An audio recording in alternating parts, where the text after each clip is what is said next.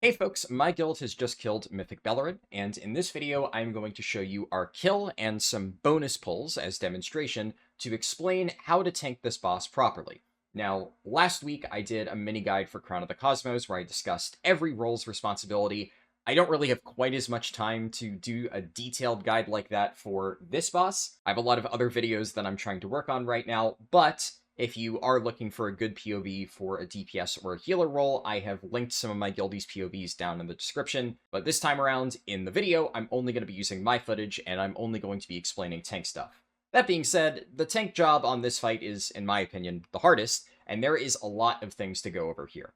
Now, like I said, I'm going to be using some footage from different pulls, from wipes, not just our kill pull, because the reality of Belo'ren is that it's a very RNG-heavy fight, especially for tanks. I would say, for most roles, you don't really need to worry about the fight changing that much. You're going to be doing roughly the same thing pull to pull. Obviously, the color that you get every time might be a little bit different, but your general responsibility as a DPS or healer is mostly the same. All that matters is whether or not you personally get targeted by a mechanic. But as a tank, you have the same jobs, roughly, on every single pull, but the way in which you go about it will be different depending on where the little orbs spawn and the order in which the tank busters go out, especially in P2. So with that being said, at the start, obviously you have a few seconds where you just run under the bird, you pop your cooldowns, and you burn. Now, if you have very long cooldowns like Incarn, you don't want to use it on pull, but small cooldowns like Avatar, Demo Shout you can use, and then the first set of walls is going to come out. Now, this can either come from the side or it can come from the back. The way that we chose to do it is we always had the tanks do the closest set of walls. I think this is pretty much how every single guild has done it, but maybe you have a different strat. Now, as I said, this part of the fight has a lot of variance for tanks, because you'll do different things depending on your color and depending on which pattern is coming from either the left and right or front and back. Now, obviously, if it's not your color, coming from either the left or the back of the room, then you don't need to do anything. You hold the boss and you drag it to a pre-assigned position that I will talk about in a moment. But if it is your color, then you need to run your ass out there and clear some space. Now, depending on which tank you're playing, you'll have a different way that you have to clear the walls. Obviously, our comp is Bear and Prot Warrior. That is what the vast majority of guilds are playing. Some people are playing Blood DK. I don't even know how you would handle this. They have, like, basically no movement. You'd probably need to take Wraithwalk for this fight. Brewmaster is probably the best tank at handling these walls, even though they're not particularly good at this fight because there's just so much magic damage. And presumably, if you're doing this on a Vengeance or a Paladin, you'll have some mobility that you can use, like Horse and Infernal Strike. I don't think they would have too much of an issue, though obviously those tanks aren't being used on this fight right now. I'm not even sure if there's a recorded kill at the time of me making this video. As for Bear and Prot Warrior, which obviously are the two popular tanks used, Bear has it pretty easy. They talent into Tiger Dash, so you can see in some of this footage, my co-tank will pop this, run through a bunch of orbs, and clear them out before heading back to the boss. I don't have his POV, so you'll just have to get out of the corner of my vision, seeing him run off and clear his orbs.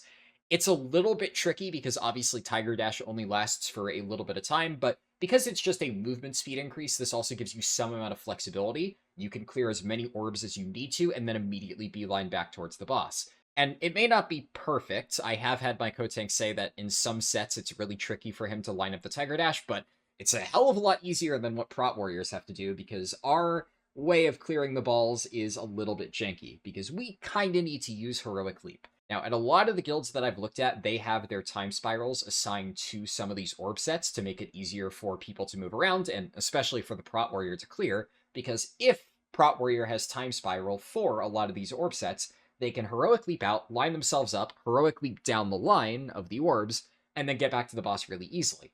Well, my guild leader didn't want to do that. You know, it is what it is. I had to play around it, but as you can see, it is doable. It's just a lot trickier, and realistically speaking, the downside is that you just get less orbs. There's only so much that I can do if I have to waddle my way out to the orbs manually before doing my Heroic Leap, because that is just a far more efficient way to go about it than using the Heroic Leap to get out there and then clearing a little patch. You're just going to get significantly less orbs, but both methods of going about this get less orbs than if I had 2 charges of Heroic Leap, but what are you going to do? And the reason that this is particularly tricky is because while Heroic Leap can allow you to clear out a massive chunk of orbs, usually more than druids are able to get with Tiger Dash, you're doing it all in one fell swoop. So while a druid is clearing the wall, they're kind of like Pac-Man, right? They're gobbling up one ball at a time and opening up room for the people with the immune soaks to get through. In the case of warrior, you have to run out there, grab one orb, and then you just wipe out a gigantic chain. But in the time that it takes you to get out there, get your first orb, and then line up the heroic leap, which can be a little bit tricky to do because the orbs are moving, so you actually need to heroic leap at an angle to make sure that as you're moving through the air, you're passing through the orbs that are moving forward if you want to maximize the amount you clear. This is especially important during the intermission, which we'll get to in a little bit. But during all that time, there's actually very little room for the immune soaks and other players to move around. So oftentimes you'll see in these sets that are much closer to the wall, where I'm just not able to get out there faster, you'll need to have other people step in of the appropriate color and like clear out a little pocket for the immune soaks to move through. Also, you'll notice that on some of these sets, depending on where it spawns, I will intervene out to a target. This is something where, like I said, if you have Time Spiral set up and you can heroic leap out, heroic leap to clear the wall, you shouldn't need this. And a lot of the Prot warriors I looked at weren't running intervene as a result. But I found that because we weren't running that setup, if I did not have intervene and we got the worst possible orb RNG, there was just nothing I could do. Without intervene, I could not get out to the wall fast enough to clear in the time that was required. So you may want to consider doing that. I do think it is kind of helpful, but also in my case, I had to ask one of our DPS, in this case our Ellie Shaman, to play as far back as possible so that I had an intervene target to get closer to the wall. So with that in mind, let's see it in action in both ways that the first set of orbs can spawn. On pull, you'll notice that after the RP finishes, Belo'ren shoots out orbs in either direction, and I can see a little stream of yellow orbs heading to the left. Now, I can already tell that I'm yellow. I look at where the stream's going. I say, okay, we're going to have orbs coming from the left that are my color, so I need to start running out there. So I waddle my little warrior legs out there, I pop Spell Reflection, mini DR before I jump down, line myself up, heroic leap, I clear out a big path, and the immune soaks are able to run to their location. And then immediately after doing this, I need to get back to the boss, because there is a chance that the first tank buster will be my color. Now, in this case, it wasn't. It was my co-tank's color, so I just shift off to the side, he aims it at the wall, and we're good to go. But there are some really tricky sets where you have to run all the way out, clear your orbs, and then as you're running back, the tank buster of your color is going out, so you have to quickly taunt the boss and move into the right position. And those ones can be really hard to do, and because this is something that can happen, it's very important that you have a designated area off to the side where nobody is allowed to stand. Early on in Prog, we had some range just chilling out in this location, and if I charge back to the boss, taunt at the last second, aim my frontal away, and a ranged is standing there, if they're the wrong color, whoops, they're dead, and now the boss is enraged, and your Prog pull is over. So obviously, you should never do that on a real pull, but it's very important that ranged DPS get into the habit of not standing in front of the boss early so that this doesn't happen. Now, the really tricky orb set, for me at least, is when it spawns from the back of the room. If it is my color, then like I said, I need to intervene out to our Elemental Shaman, line myself up, and then heroic leap down. And the problem with this set is that it's much harder for the immune soaks to get into position if I don't clear a path early on. So I need to go all the way out to the side to make sure that there's at least a small hole in the wall punched ASAP before leaping and then charging back. But now I'm on the opposite side of the boss, where the entire raid is standing, so if it is my color, I need to quickly taunt. I usually stand directly on top of my co-tank, and he moves to the side so that we have a very safe area to aim all of our tank frontals. Now, speaking of these tank frontals, if you watched some of the Race to World First Prog, you may notice that things are a little bit different. In the original version of this boss, there were tank combos throughout the entire fight. Now they've changed it, so the tank combos will ramp up and add additional abilities with every phase you do. So there's only one ability in phase 1, there's 2 different abilities in the combo in phase 2, and then if you somehow reach phase 3, which you will never play on this fight unless they make even more nerfs to it, I don't know what they could even nerf that would make you not want to do 2 phases. It seems crazy to even consider 3-phasing this boss, but if you somehow get there, there are going to be 3 abilities in the combo. But in phase 1, it's pretty straightforward. There is only one, and also, later on, you'll get a tank combo set that is both colors split down the middle, and that cannot happen in phase 1 anymore. So every single tank buster will either be one or the other color, and also in phase 1, it'll always alternate. So if I clear my orbs, I go back to the boss, and I see that it is my co-tank's tank buster, then the moment that resolves, I can taunt the boss and hold it, because I know that whenever he does his next frontal, it's going to be my color. It always alternates back and forth until he does Void Light Convergence and switches everybody's colors later on.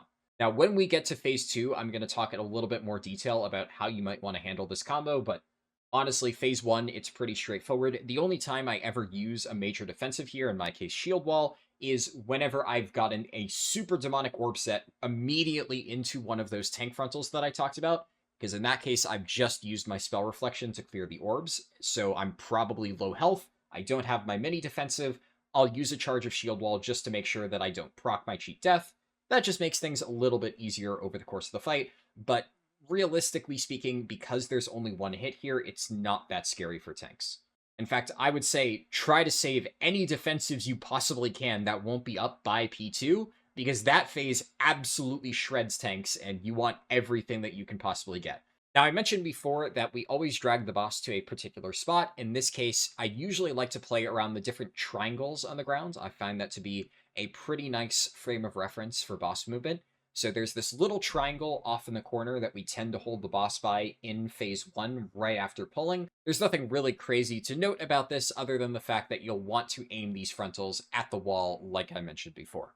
Now, some other things to keep in mind that are especially relevant to tanks, but also very important for the rest of the raid as well, is when the walls of balls collide with the edges of the room, they will bounce inwards and start moving roughly towards Belo'ren. And oftentimes you'll have to block out a large section of balls that are heading directly at the boss. On Mythic, if a ball hits the boss, it's a wipe. It explodes, it kills half the raid, it's really bad. So you need to make sure that people are ready to block balls of their color. Now, generally speaking, the way that we play this is that the tanks will cover the front end of the boss and try to cover as many orbs as possible in that area. On a lot of pulls, this is enough. There aren't that many balls on that side of the room, and one tank of that color can clear any that are about to hit Belo'ren. But sometimes you'll have a massive swarm of one color barreling towards the boss, but it's like spread out in a way that one person can't soak it all. So there were many pulls where I called, I need more blue people up front to help soak. And that's really important because then one of your melee can shift over and help you. And obviously the rest of the raid should be watching balls from the backside of the boss, but you have 18 people there to cover orbs. Hopefully none of those go in. If one orb sneaks past all players in your raid and goes straight into the boss, something very wrong is happening. Usually if you have very close orbs that need to be helped, it's on the tank side of things. Also, something that might seem a bit counterintuitive as a tank is that you should not be interacting with the little ember birds at all. Let DPS handle those. You should not taunt them. You should actually go out of your way to avoid getting threat on them, because it's very important that the melee DPS in your raid are taunting and ideally gripping them onto Belo'ren's butt. The main reason for this is that when these birds die, they will become an egg, and this egg needs to die in a certain amount of time, because if the cast finishes, the bird revives, it explodes, it wipes the raid. And if these birds die in one of the tank frontals, then usually the melee won't be able to reach it, and oftentimes the damage check is tight enough where you won't be able to kill it before it revives, and that causes a wipe. So ideally, they're right on the back side of the boss's hitbox, that way you can cleave both the eggs and the boss, and if you are holding threat as a tank, that will not be the case. So although it is very tempting, I know, to pad on the birds and get more AoE damage, make sure you're not doing this because you might accidentally rip threat off your melee DPS, and that is very bad. Also, while this is not a tank mechanic per se, there are some quills that will spawn and target a random player in your raid, and if they happen to spawn directly in front of the boss where tanks are standing, you'll usually want to have whatever tank is of that color soak that quill. This doesn't happen every pull, and there have been some pulls where one spawns near the tanks, but there happens to be a ranged close enough to go and soak it. Especially in P2, I would say you don't want tanks doing this because so much damage is going out already that a quill can and has, on some of our pulls, comboed a tank and killed them. But in P1, if a quill is near you and you have the right color, there's so little damage going out on the tanks that you may as well go and help soak it just to make the fight easier. Now, the final thing of note for tanks in this phase is that after the boss does Void Light Convergence and swaps everyone's colors, you want to drag it towards that top central triangle on the ring. It's just a little bit closer to where the next soak is going to be dropped, and if you are the color of the closest wall, you're going to have to go out and clear again. Now, like I said, this is very RNG. It is possible to get the color for the wall both times in a row. And if this happens, sometimes you won't have every single mobility tool at your disposal because it'll still be on cooldown. Now, this set is a little bit tricky. You may think, oh, well, it's the same thing as before, right? Well, not really. The one that comes from the back end of the room is fairly straightforward. You kind of handle that the same way. In my case, I intervene out, punch a hole, heroic leap, go back to the boss. Pretty straightforward. It can be a little bit tricky because you do need to get back to the boss ASAP and aim the frontal towards the center of the room. This time you're not aiming it towards the wall because there might be some people out there. And the timing on that can be a little bit tight, but there's usually enough empty space where this isn't a problem. That said, not a problem.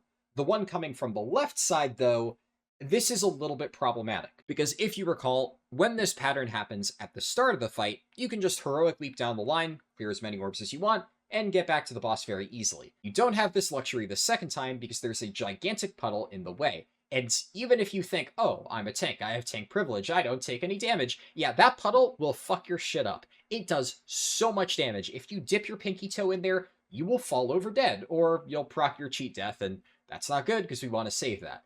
So whenever I get this set, I have to be very careful about it. I usually start by clearing out a section of 3 or 4, and then the moment that I see some of the orbs have passed outside of that puddle, I line up a heroic leap and I clear them all out. Then I run forward a little bit, get any remaining orbs so that they don't hit the people in the split soak, and then I try to run back to the boss as quickly as possible. But the timing on this is very, very tight. Because you have to wait until pretty much the last second to get those final orbs, you're going to get back to the boss right as the tank buster is going out, which means that if it is your color, you need to be ready to taunt immediately and aim it away from the raid.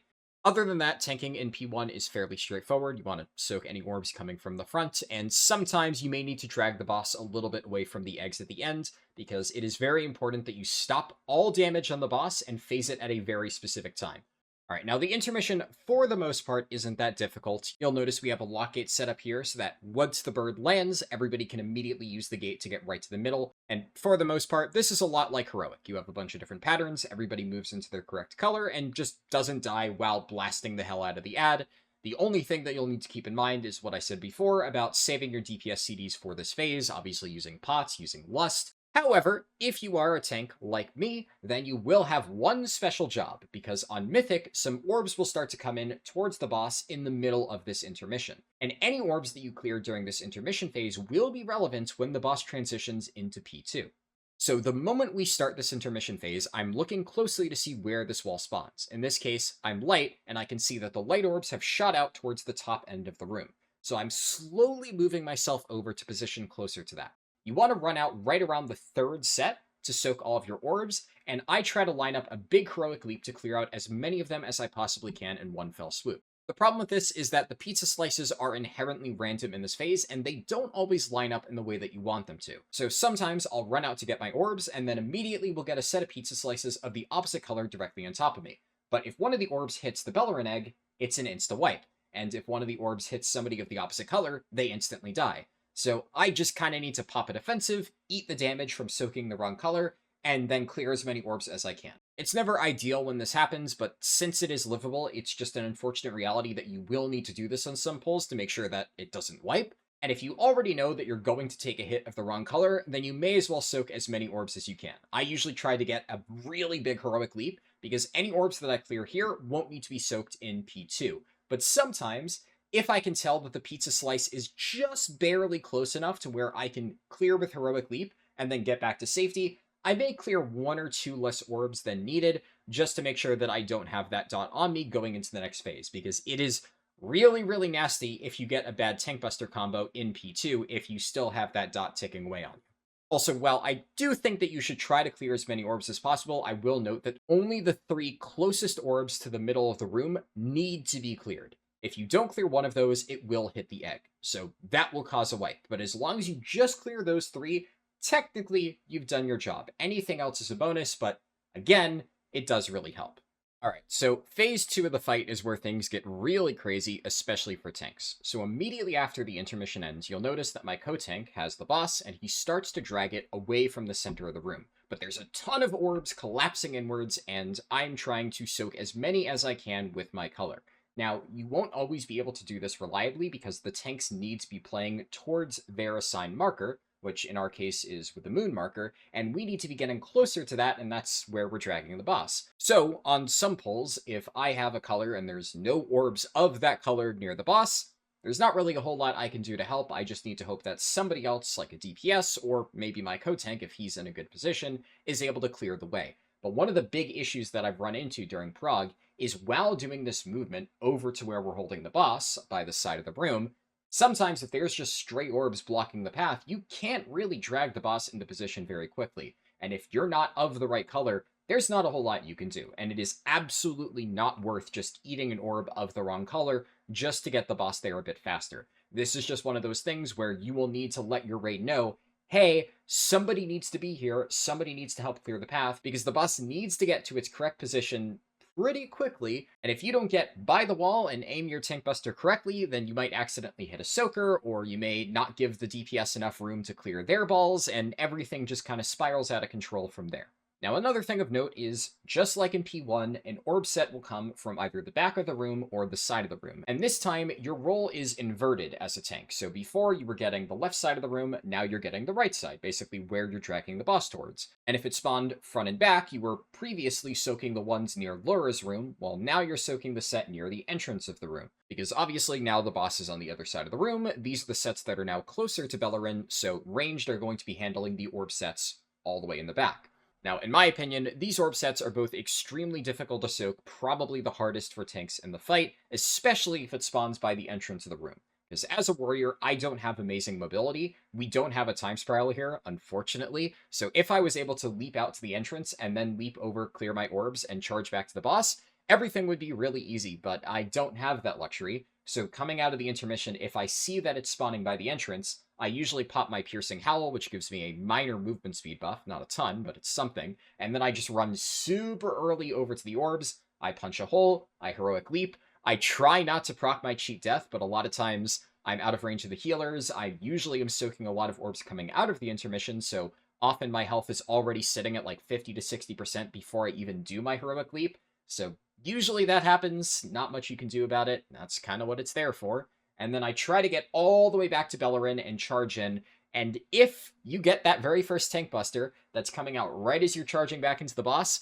you just gotta taunt and pray that you make it in time and your co-tank is able to adjust properly. Those are, in my opinion, some of the hardest maneuvers to pull off as a tank throughout this fight. Now, if you get the orb soaks that are closing in from left and right, and it is your assigned color, it's a little bit easier to do just because you're already running in that direction. The only tricky thing here is you need to be sure that you're ahead of your co-tank and punching a hole so that he can drag the boss really quickly. Usually, if this happens, I'm just not going to end up eating as many orbs.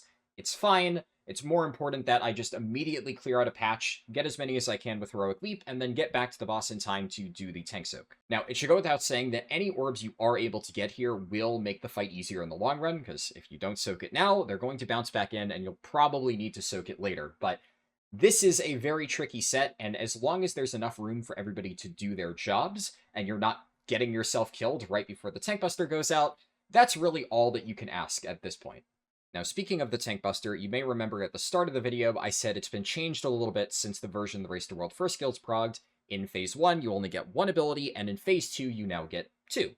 And another big change in Phase 2 is that Belo'ren can now do his multicolored tank buster. So there'll be two halves, it's a much larger cone, and it's also fixed in position. So if it's just one color, either the purple soak or the yellow soak, then the boss will turn to face whichever tank is currently holding him. So this means that if he's in a slightly bad position, it's not that big of a deal because you can kind of aim him away and make sure that nobody gets hit. But once he starts doing this multicolored cone, he is locked in position and you cannot turn him. So if you are not aimed at the wall and he happens to choose this as his first ability, if anybody's in the way, they're screwed. And this will cause problems later on, bit of foreshadowing here. And even within that, there's still more variance in the Tank Buster combo because the order of the colors in the split soak is not always the same. You can sometimes have light on the left, sometimes it'll be on the right. You never know for sure, so you do need to be ready to play around that.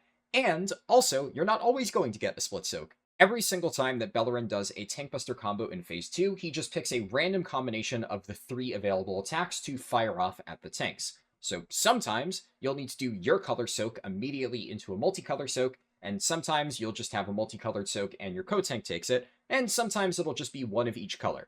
And this level of RNG is especially frustrating for trying to plan your defensives. You can live every set. Obviously, in Race to World First, they had to live every set because you always had the entire pattern. But I would really love if I knew, oh, hey, on this Tank Buster, I'm going to use Shield Wall. And then maybe on the next, I can say, is there a free external? Most externals are going to be taken, by the way. You can't really rely on that because they're being used for people soaking, but Maybe, I don't know. Maybe we have a free one, maybe somebody with an immunity got targeted. But that's never an option here because you don't know whether you're going to take a lot of damage or not. If you're only taking one tank buster, it might not be a big deal. In fact, sometimes if you don't get the assigned color to clear the wall, so in my case, if I don't need to press spell reflection, well, I have every possible defensive I can need. So if I don't need to clear, and I have spell reflection, and I only take a single tank buster, let's say it's just a blue and yellow set, so I just take my color, and my co-tank takes his color, well, I pretty much only need spell reflection to very comfortably survive that.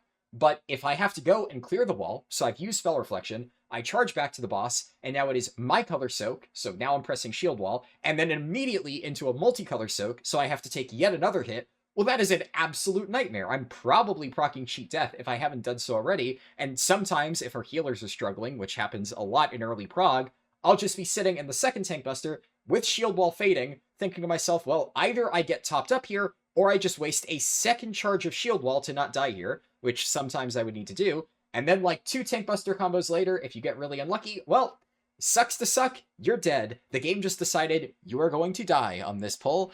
And yeah, that is kind of how it feels to prog Belo'ren a lot of times, especially in P2. It is just an absolute nightmare trying to survive if the game decides every single tank buster and every single wall clear is going to be you on this pull. And there is absolutely nothing you can do about that.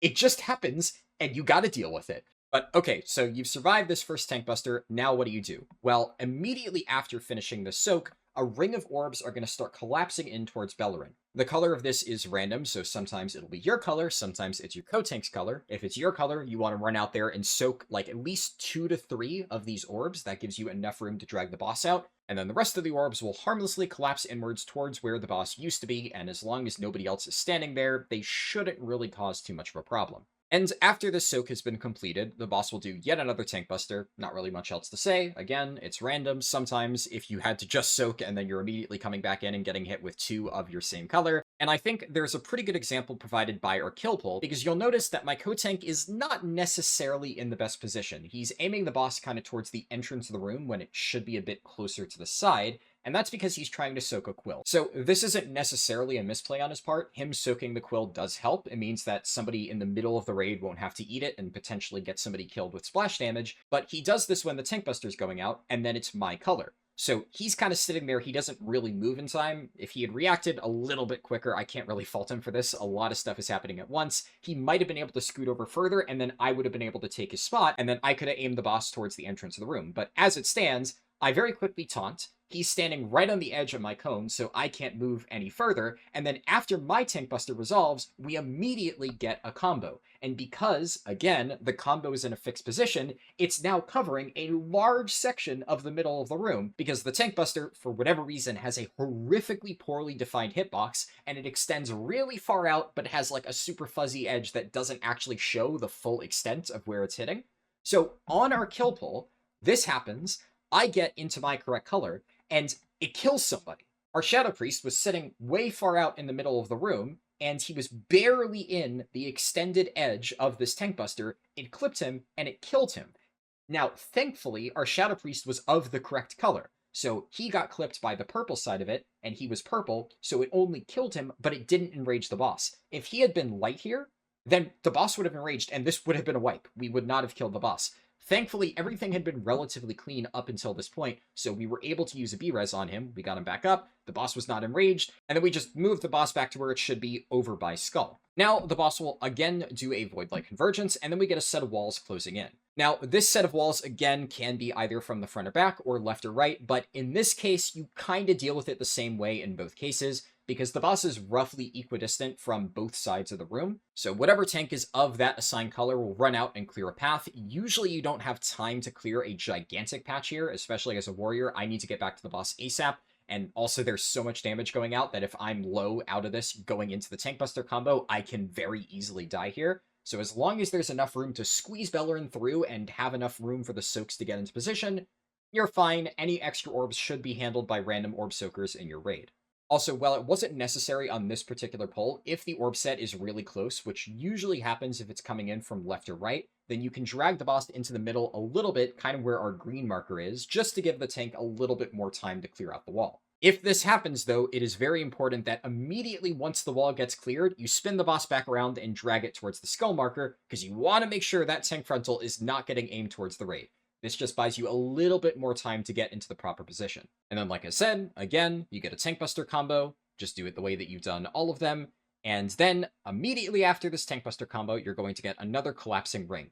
This one I found to be a little bit tricky because even though it technically functions the same as the previous ring, a lot of these orbs will spawn within the actual wall. So on this pull, you'll see that some of the purple orbs are coming out of the wall and closing in on the boss. So my co-tank, who is of that blue color, will have to quickly react and get the ones before they hit Belo'ren. We can't really drag him around at this point. We're kind of in a bad position. We would ideally like to be more into the corner, but at this point, we kind of have to deal with the problem of our own making of getting the boss a little bit closer to the center. And it also means that the orbs are going to cause a bit more problems for the rest of our raid, who is trying to handle the soaks and the birds, which have now just spawned. Now, at this point, our raid leader started calling for everybody to kill the bird. In this case, we actually ended up killing it ever so slightly too early. There is a specific time that you need to phase, and I'm going to be honest, I don't really know exactly when that is for this phase. Obviously, our raid leader has it all calculated. It's based on like when the DPS CDs are coming back up.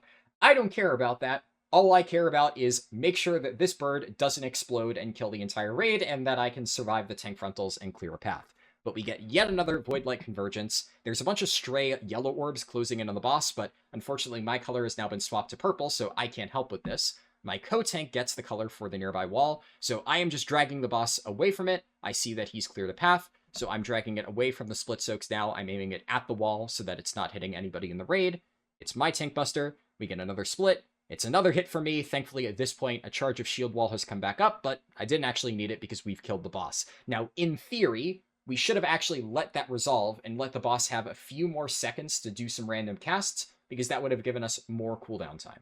Also, even though you have now phased the boss into its second intermission, you don't get to shut your brain off like in phase 1. There's still 2 active birds, which will pretty much be the case for every single guild who's progging it. You're pretty much going to consistently phase around this point with the Ember Adds alive, and you actually don't want to kill these birds, because if you do kill them now, their eggs will spawn over by your lock gateway, and then you obviously won't be able to kill them, because everybody in your raid will be doing the burn on Belo'ren's main egg, which means the eggs in the back will respawn, they'll do a ton of damage, they'll wipe your raid, and there goes your kill. So it is very important that everybody groups up around the lock gateway, clears any stray orbs that are about to hit you, all while managing the birds, CCing them, getting interrupts, but most importantly, making sure they do not die. Because the moment that Belo'ren crashes down and everyone takes the lock gateway, you need to make sure that you not only get stray kicks, usually by a ranged DPS, to make sure that as everybody's in the gateway, a cast doesn't go off. This did happen to us on some pulls.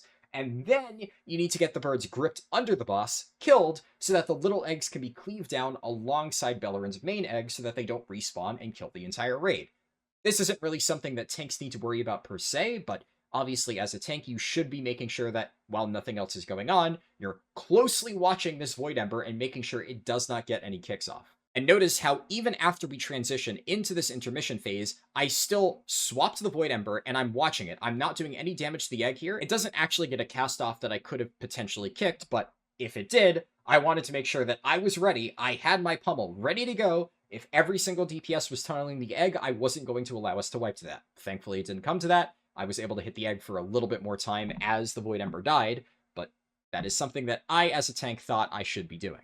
Now, once again, at this point in the intermission, there's not a lot for you to do other than soak your orb set. The only thing I will note here is that during this set, you don't need to worry about clearing as many as possible. I end up getting pretty much the bare minimum required to not wipe here, because all of the orbs in this intermission will not be relevant. You're never going to see P3, so while these orbs will technically persist after the fact, you don't need to actually interact with them. So as long as there's enough space to where it doesn't hit the egg and people in your raid aren't dead, you've done your job, and arguably it's more important that you go back onto the egg and start damaging because, again, right now, the check is very, very tight. And all damage matters for getting this boss killed in the second burn, even tank damage. But yeah, that about covers just about everything you need to know in order to kill this boss as a tank. I think I've been pretty thorough, maybe overly thorough, with my coverage. I'm going to let the rest of the fight play out from here, and if there was something that I overlooked that you think that I should have mentioned, or you have a question, like what build am I running, etc., I have included our guild's logs in the video description. Again, I've included some POVs of other members of our guild in the description,